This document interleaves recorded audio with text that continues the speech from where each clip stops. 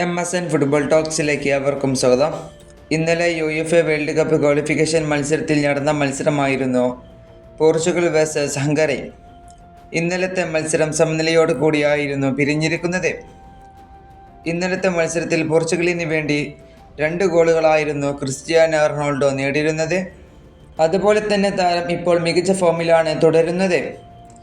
പോർച്ചുഗലിന് വേണ്ടി ഇന്നലത്തെ മത്സരത്തിൽ താരം 2 ഗോളുകൾ നേടി. തൻ്റെ കരിയറിൽ ആകെ 948 ഗോളുകളാണ് താരം ഇതുവരെ അടിച്ചുകൂട്ടിയത്. ഒരു പുതിയ ചരിത്രം തന്നെയാണ് ക്രിസ്ത്യാനോ റൊണാൾഡോ വീണ്ടും സൃഷ്ടിക്കുന്നത്. അതുപോലെ തന്നെ ക്രിസ്ത്യാനിയുടെ പേരിൽ മറ്റൊരു റെക്കോർഡും കൂടി ഇപ്പോൾ വന്നിരിക്കുകയാണ്. എന്തെന്ന് വെച്ചാൽ വേൾഡ് കപ്പ് ക്വാളിഫയേഴ്സ് ചരിത്രത്തിൽ തന്നെ ഏറ്റവും കൂടുതൽ ഗോളുകൾ നേടിയ താരമായിരിക്കുകയാണ് ഇപ്പോൾ ക്രിസ്ത്യാനോ റൊണാൾഡോ.